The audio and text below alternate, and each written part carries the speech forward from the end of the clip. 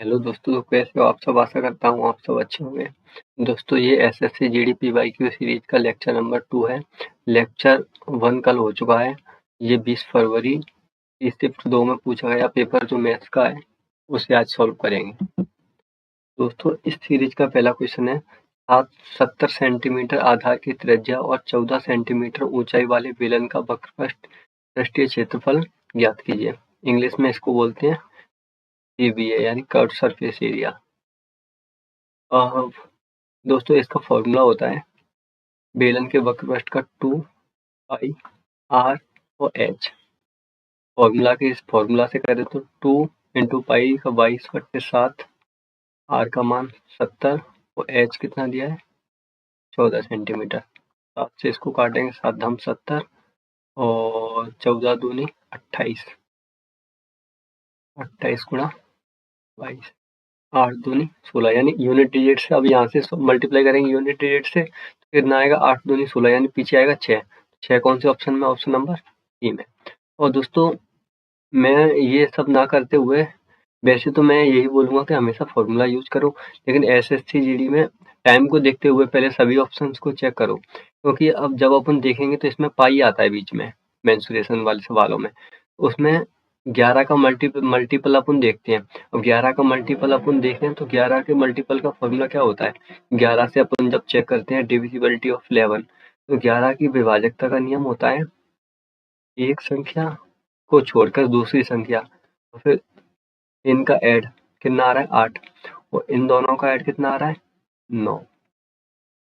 अब दोस्तों, इनको जोड़ के या फिर इनको घटा के 11 का मल्टीपल होना चाहिए, जो ये नहीं हो रहा है। 8 और 8 16 1 17, ये नहीं हो रहा है, घटा के भी नहीं हो रहा। इसको देखेंगे 6 और 5 11 और ये 3 हो रहा है। इनको ऐड करने पर ये 14 हो रहा है और घटाने पे ये हो रहा है 8, फिर भी ये 11 का मल्टीपल नहीं हो रहा है। इसको देखेंगे 6 1 6 और 0 6 और सॉरी 6 और 6 12 और 1 इसमें ऐड होगा, ये कितना हो रहा है 1।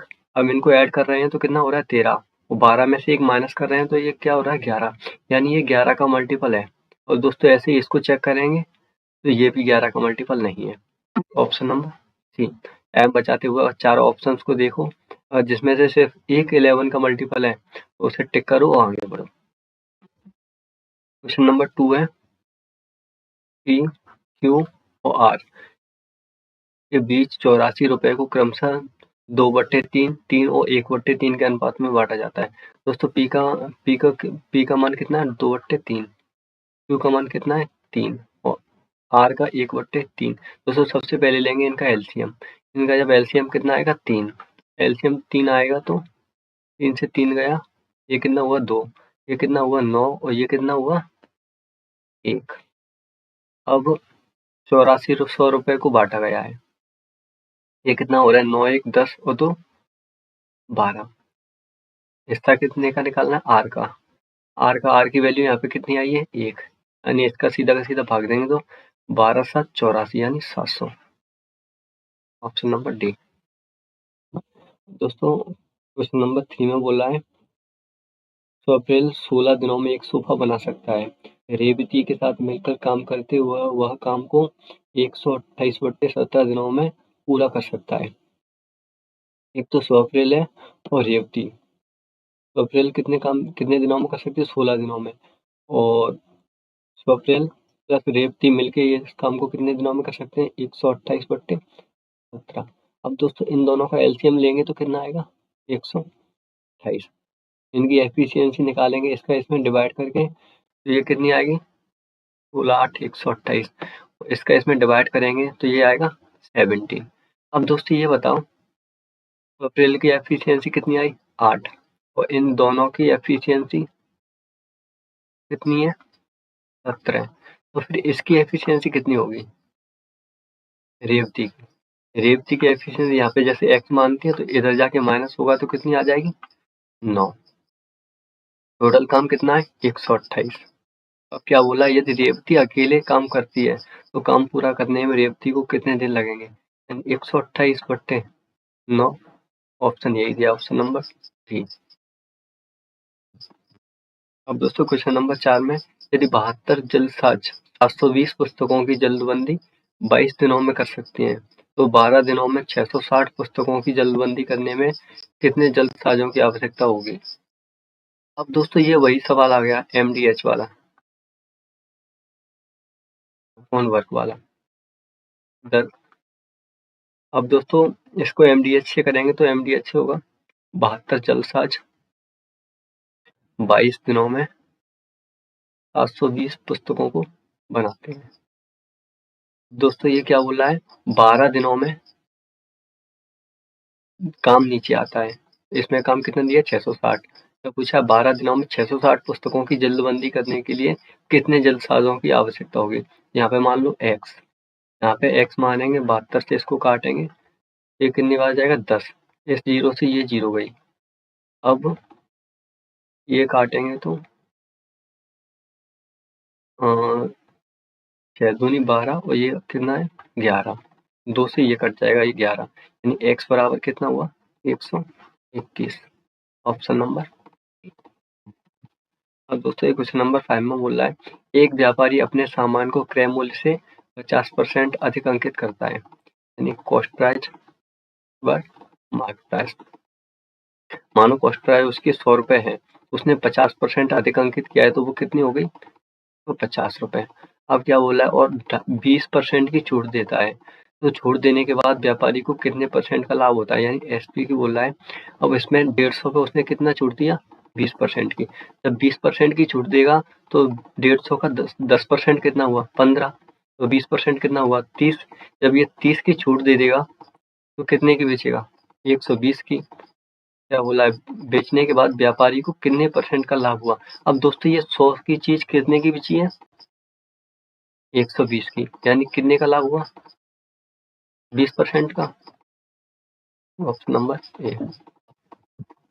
अब दोस्तों इस सवाल में क्वेश्चन नंबर 6 में बोला है 0.1 का स्क्वायर प्लस 0.01 का स्क्वायर। दोस्तों इसको निकालेंगे, स्क्वायर करेंगे तो ये कितना आएगा 0.01, और इसको करेंगे तो पॉइंट, अब ये दो संख्याएं हैं तो 4 अंक आएंगे, 1 2 3 4। अब दोस्तों इनको ऐड कर दो सीधा का सीधा, इनका ऐड कितना आएगा 0.0101। दोस्तों ऐसे सवाल बड़े संभल के करना है, तो थोड़ी सी चूक में ये सवाल पूरा का पूरा गलत हो जाता है। सबसे आसान सवाल यही गलत करके आ गए तो फिर तो गड़बड़ी हो जाएगी। दोस्तों क्वेश्चन नंबर 7 में बोला है, एक वस्तु का अंकित मूल्य उसके क्रय मूल्य से 60% अधिक है, यानी उसका CP है 100 रुपए मानो, तो उसका मार्क प्राइस कितना लगाया है 60% अधिक अंकित किया है, यानी 160। अब क्या बोला है, यदि उस पर 20% की छूट दी जाती है, अब जब ये बेचेगा तो इस पे 160 पे कितने परसेंट की छूट दी जा रही है 20% की, इसका 20% की छूट दी जा रही है, तो एक तो ऐसे निकाल लो डायरेक्ट। अब डायरेक्ट देखें तो 160 का 10% कितना होता है 16, तो 20% कितना हुआ 32, यानी 32 की छूट दी जाएगी तो ये कितने का बचेगा 128 का। और अदरवाइज ऐसे निकाल लो, 160 का 20% छूट दी जा रही है तो कितना बचेगा 80%, दो जीरो से दो जीरो गई, 16 8 128, कितना आया 128। अब क्या बोला है, तो लाभ प्रतिशत कितना होगा। अब दोस्तों 100 रुपए की चीज 128 रुपए की बिच रही है, तो कितने परसेंट का लाभ हुआ 28% का, ऑप्शन नंबर बी। अब दोस्तों इससे आगे बोला है 9,000 रुपए 80% की वार्षिक दर से चक्रवृद्धि ब्याज अर्धवार्षिक रूप से संयोजित होता है। दोस्तों अर्धवार्षिक रूप से जब संयोजित होता है तो अर्धवार्षिक में अपन क्या करते हैं हाफ-ईयरली में जो रेट होती है रेट का तो आधा कर देते हैं, और टाइम होता है टाइम को डबल कर देते हैं, यानी 2 से मल्टीप्लाई कर देते हैं, टाइम को डबल कर देते हैं। तो क्या बोल रहा है 80% की वार्षिक दर से चक्रवृद्धि ब्याज अर्धवार्षिक रूप से संयोजित पर उधार दिए जाते हैं, तो 12 महीने का चक्रवृद्धि ब्याज याद कीजिए। हम दोस्तों चक्रवृद्धि ब्याज 12 महीने का निकालेंगे तो 80% का आधा कितना करेंगे तो कितना होगा 40%। अब दोस्तों ये 12 महीना का बोल रहा है और 12 महीने की बोला है और हर 6 महीने में ब्याज लगाना, तो यानी 2 बार लगेगा, जैसा मैं यहाँ पे पहले भी बता चुका हूँ, तो 2 बार ब्याज लगेगा। अब दोस्तों 40% को अपन फ्रैक्शन में क्या लिखते हैं? 2/5, यानी 5 पे 2 का ब्याज लग के कितनी वैल्यू हो जाएगी? 7। और 2 बार लगाना है तो 5 से फिर कितनी हो जाएगी?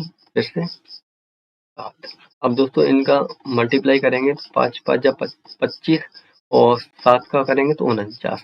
अब दोस्तों 25 रुपए पे की वैल्यू, 25 रुपए जो राशि है वो बढ़कर कितनी हो गई? 49। और ब्याज, तो ब्याज कितना हुआ? यानी 24 ब्याज हो गया। 24 ब्याज हुआ तो क्या बोला है? 12 महीने का चक्रवृद्धि ब्याज कितना होगा? यानी अपन को ब्याज ही निकालना है। तो सबसे पहले यहाँ पे वैल्यू अपनी कितनी आई है? मूलधन कितना आया? 25। ऊपर कितना दिया है? 9,000 रुपए। तो 9,000 रुपए, 9,000 में 25 का डिवाइड करेंगे तो इंटू 24, इसका भाग देंगे तो 25 थी 75, 25 150, 25 छंग 150 यानी 360 गुणा 24। यूनिट डिजिट से करके देखें तो चौक 24 यानी पीछे आ रहा है 4। किस किस में 4 है? इसमें नहीं है, इसमें नहीं है, इसमें नहीं, यानी इसी में है सिर्फ। Option number D. अब दोस्तों क्वेश्चन नंबर 9 देखें तो किसी धनराशि पर 5 वर्षों के लिए प्राप्त साधारण ब्याज उस धनराशि का 2/5 है। वार्षिक ब्याज दर क्या है? टाइम कितना दिया हुआ है? 5 ईयर। सिंपल इंटरेस्ट दिया हुआ है 2। प्रिंसिपल दिया हुआ है 5। अब दोस्तों ये बताओ, एसआई का फॉर्मूला होता है एसआई बराबर P into R into T upon 100। अब दोस्तों इसमें ये दिया है, ये तो मूलधन दिया है पी, उस पे ब्याज कितना लिखा है? 2, यानी एसआई है 2 और प्रिंसिपल कितना दिया है? मूलधन 5। रेट अपन को निकाल लिया, टाइम कितना दिया हुआ है? 5 अपॉन 100। 5 5 या 25, 25 चुक 100, यानी ये आया 4। 4 का इधर मल्टीप्लाई हुआ तो रेट बराबर क्या हुआ? 8%। दोस्तों क्वेश्चन नंबर 10 में 5 संख्याओं का औसत कितना दिया हुआ है? 32। यदि एक संख्या हटा दी जाए तो औसत 28 हो जाता है। हटाई गई संख्या कितनी होगी? दोस्तों पहले से बेसिक से देखेंगे तो 5 संख्याओं का औसत कितना दिया हुआ है? 32। तो यानी कितने हो जाएगा टोटल? 5 3 15 और 5 दूनी 10 यानी 160। ये हुआ 160। अब क्या बोला? यदि एक संख्या हटा दी जाए तो औसत कितना हो जाता है? 28। यानी एक हटा दी तो कितनी बची? 4 गुणा 28। अब 30 चौक कितना होता है? 120। 120 और 2 कम किया तो 2 चौक 8, यानी कितना बचा? ये 112। 28 का 4 में मल्टीप्लाई करेंगे तो कितना आएगा? 112। अब दोस्तों हटाई गई संख्या डायरेक्ट निकल आई, 10 में से 2 गए 8 और 5 में से 1 गया 4, कितना हुआ? 48। अब दोस्तों इसको डायरेक्ट देखें तो ये बताओ मेरे को, ये आया ऑप्शन नंबर ए। अपन इसको डायरेक्ट देखें तो 5 संख्याओं का औसत कितना दिया हुआ है? 32। यदि एक संख्या हटा दी जाए तो औसत कितना हो रहा है? 28। तो औसत कितना कम हो रहा है? औसत कम हो रहा है 4। पहले संख्या कितनी थी? 5। अब ये कम होने के बाद कितना हो रहा है? कितनी हो रही है संख्याएं? 4। औसत कितना कम हो रहा है? 4। औसत भी 4 हो रहा है। तो जो टोटल संख्याएं थी वो कितनी थी? 5। 5 चौक 20, तो इसमें डायरेक्ट 28 ऐड कर दो, ना आया 48। दोस्तों जो भी तुम्हें अच्छा लगे उससे देख लेना। दोस्तों क्वेश्चन नंबर 11 में विद्यार्थियों की वह अधिकतम संख्या ज्ञात कीजिए जिनके बीच 1003 चॉकलेट और 2703 कैंडी इस प्रकार बांटी जा सकती है कि प्रत्येक विद्यार्थी को प्रत्येक चॉकलेट और कैंडी समान संख्या में मिले। दोस्तों समान संख्या में मिले यानी इसमें बोल रहा है 1003 और 2703 का HCF। अब दोस्तों HCF निकालना तो एक तो अपन छोटे में जब बच्चे थे, जब स्कूल में पढ़ने जाते थे तब ऐसे करते थे 2703, और या फिर इसको ऐसे भी निकाल सकते हैं भाग विधि से। अब दोस्तों अपन इसको डायरेक्ट देखेंगे, अगर हाईएस्ट कॉमन फैक्टर है HCF है तो इसमें एक चारों में से एक से दोनों विभाजित हो रहे होंगे। इसमें 19 से करके देखेंगे तो 19 38 57 74 95 5, ये 19 से नहीं कटेगा। 33 यानी 11 का मल्टीपल है, 11 से कट ही नहीं रहा है। 29 29 से भी नहीं कटेगा। यानी दोस्तों ये सिर्फ 17 से घटेगा तो इसका HCF कितना हो गया 70। तो मैं ऐसे करके देखना, ऐसे करके देख लो, ऐसे करना है, ऐसे करके देख लो। लेकिन दोस्तों याद रखना जीडी के पेपर में टाइम बहुत ज़्यादा कम होता है, तो अपन को क्या बचाना है टाइम, क्योंकि मैथ को ही पूरा टाइम थोड़ी ना देना है। इसके अलावा जीएस, रीजनिंग और हिंदी या इंग्लिश में से कोई एक, ठीक है। क्वेश्चन नंबर 12 देखेंगे। 3 नोटबुक और 6 पेन का मूल्य 3000 रुपये है। 3 नोटबुक प्लस 6 पेन का वैल्यू कितनी दी हुई है 3000 रुपये। आगे क्या बोल रहा है, उतने ही पैसों में एक व्यक्ति एक नोटबुक और 12 पेन खरीद सकते हैं, यानी 3000 रुपये में ही। ये लिखा है ना, उतने ही पैसों में। यदि राजू को 15 पेन खरीदना चाहता है तो उसे भुगतान कितना करना होगा। अब दोस्तों ये पेन पूछा है तो इसमें एक को बराबर कर लो। चलो अपन नोटबुक को बराबर कर लेते हैं, तो इसमें 3 से मल्टीप्लाई करेंगे तो ये कितना हो जाएगा 3 नोटबुक प्लस 12 36 पेन, तो ये कितना हो गया 9000। दोस्तों ये तो कट गया, कितना बचा 30 पेन बराबर 9000 में से 3000 जाएंगे तो कितना बचा 6000। ये कितना आया 200। दोस्तों अपन को क्या पूछा है 15 पेन, यानी 200 गुणा 15 यानी 3000। क्वेश्चन नंबर 13 में बोला है 6 पेन का क्रय मूल्य का सीपी 5 पेन के विक्रय मूल्य के समान है, यानी 5 के सेलिंग प्राइस के समान है। अब दोस्तों जैसा कि आप जानते होंगे ये इधर के मल्टीपल का होता है इधर, और इधर के मल्टीपल का होता है इधर, यानी सीपी दिया हुआ है 5 और एसपी दिया हुआ है 6। यानी एक चीज, एक कोई वस्तु थी जो 5 से बढ़कर कितने की हो गई 6 की। कितना बड़ी एक, कितने पे बड़ी 5 पे इंटू 100, यानी कितनी बड़ी 20%। दोस्तों क्वेश्चन नंबर 14 है 32 से पहले की सभी अभाज्य संख्याओं का औसत कितना होगा। अब 32 से पहले की अभाज्य संख्याएं का औसत देखेंगे तो सबसे पहले देखेंगे 32 से पहली अभाज्य संख्या होती कौन कौन सी है, तो उनको देखेंगे तो 2, 3, 5, 7, 11, 13, 17, 19, 23, 29 और 31। अब दोस्तों इनको ऐड करेंगे तो 9 1 10, 10 3 13, 13 7 20, 30 9 29, 29 और 3 32, 33, 33 और 7 40, 5 45, 45 5 50, 0 5, 5 1 6 7 8 9, 2 11, 2 13 और 3 16। अब दोस्तों ये तो इनका सम हो गया, सम ऑफ ऑल डिजिट्स।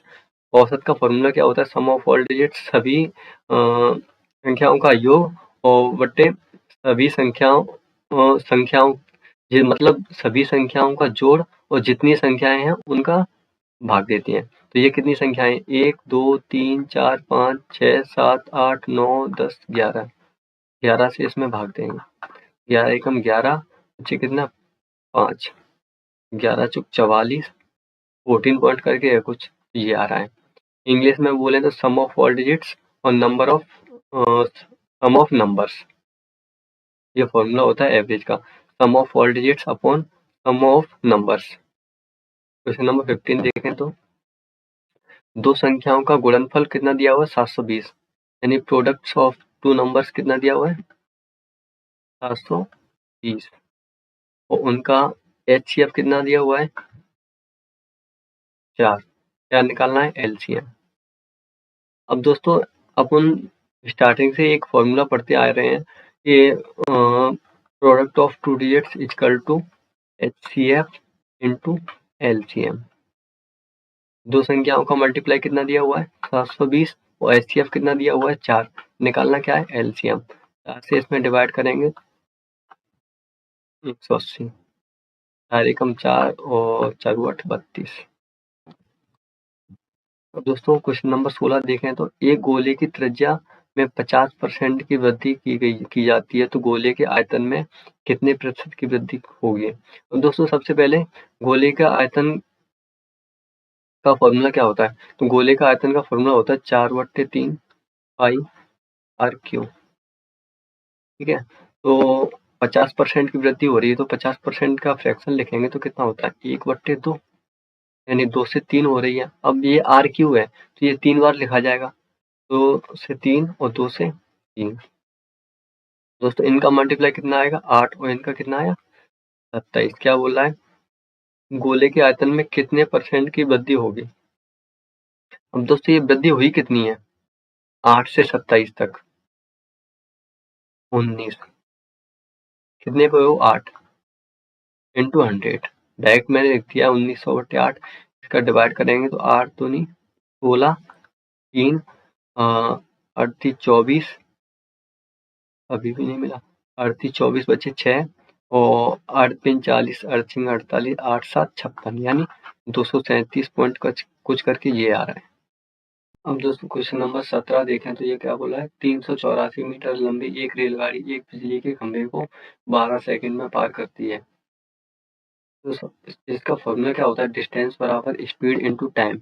अब जब स्पीड निकालनी है तो टाइम बट्टे में चला जाएगा, और जब टाइम निकालना है तो स्पीड बट्टे में चली जाएगी। तो ये क्या बोला, 384 मीटर लंबी एक रेलगाड़ी एक बिजली के खंभे को 12 सेकंड में पार करती है। तो इसमें सबसे पहले स्पीड निकालेंगे तो इसकी स्पीड क्या आएगी 384/12, 12 × 36 और 12 दूनी 24, 32 मीटर पर सेकंड। अब दोस्तों क्या बोला है, और विपरीत दिशा में यात्रा कर रही समान लंबाई की दूसरी रेलगाड़ी को 12 सेकंड में पार करती है। अब दोस्तों समान लंबाई की रेलगाड़ी है, एक तो पहली वाली 384 और दूसरी वाली भी 384, यानी दोनों को मिला के कितना हो गया 8 768। अब दोस्तों विपरीत दिशा में यात्रा कर रही समान लंबाई की दूसरी रेलगाड़ी को 12 सेकंड में पार करती है। 12 सेकंड में तो दोस्तों दोनों की चाल पार करती होंगी, तो पहली की चाल कितनी है 32, दूसरी की अपन को निकालनी है तो इसे मानते हैं x इक्वल टू कितने टाइम में निकालती है 12 सेकंड में। 12 के इसमें नीचे आके मल्टीप्लाई होगा तो कितना हो जाएगा 768 इक्वल टू 12x प्लस 12 दूनी 24 की 4, तो 12 3 36 और 2 38। अब दोस्तों 768 में से 384 माइनस करेंगे तो 8 में से 4 गया 4, 16 में से 8 गया 8, 3 यानी 12x इक्वल टू 12 के इसमें भाग देंगे तो 12 3 36 और 12 दूनी 24 यानी 32 पर मीटर। Option number D. वैसे इसको डायरेक्ट भी कर सकते थे क्योंकि समान लंबाई और समान टाइम था, तो जो पहले आया था वही होगा। अब दोस्तों क्वेश्चन नंबर 18 में बोल रहा है यदि x का 45%, x का 45% y के 15% के बराबर है। परसेंट से परसेंट गया 15 एकम 15, 15 × 45, यानी x और y की वैल्यू कितनी आ गई 1 और 3। दोस्तों क्वेश्चन नंबर 19 में एक मेज का विक्रय मूल्य कितना दिया हुआ है 6875 रुपए। यदि लाभ प्रतिशत 25% है तो मेज का क्रय मूल्य ज्ञात कीजिए। यानी 6875 रुपए का विक्रय मूल्य यानी सेलिंग प्राइस है, तो लाभ प्रतिशत कितना है 25%। 125 का भाग देंगे इंटू 100, 25 चौक 100, 25 5 125, 5 का इसमें बाद भाग देंगे तो 5 एकम 5 बचा 1, 5 3 15 और 3 5 7 35 और 2 55 25। 5 का 4 में मल्टीप्लाई करेंगे 5 चौक 20 की 0 हासिल रहेगी 2, 7 चौक 28 और 2 30, 7 12 और 3 15 लगी 1, 4 एकम 4 1 5, यानी 5500 रुपए। अब दोस्तों क्वेश्चन नंबर 20, किसी संख्या के 20% का 25%, यानी कोई संख्या x है, x के 20% यानी 1/5 का 25% यानी 1/4 250 है। अब दोस्तों इस ऊपर कुछ है नहीं, ये दोनों 5 और 4 मल्टीप्लाई में जाएंगे तो इधर चले जाएंगे मल्टीप्लाई में। x बराबर कितना हुआ 5 चौक 20 और 5 25 दूनी 50, यानी 25 दूनी 50, 5000। अब क्या बोल रहा है, उस संख्या का 35% ज्ञात कीजिए। अब 5000 का 35% कितना, 35% को फ्रैक्शन में लिखें तो 7/35/100 यानी 7/20।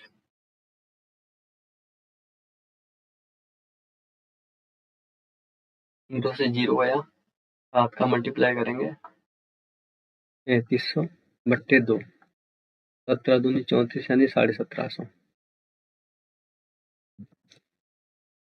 दोस्तों तो PYQ सीरीज के लेक्चर नंबर 2 के 20 क्वेश्चन अपने कंप्लीट कर लिए हैं। अब दोस्तों मिलते हैं अगली वीडियो में अगले सेट के साथ। थैंक यू, धन्यवाद दोस्तों।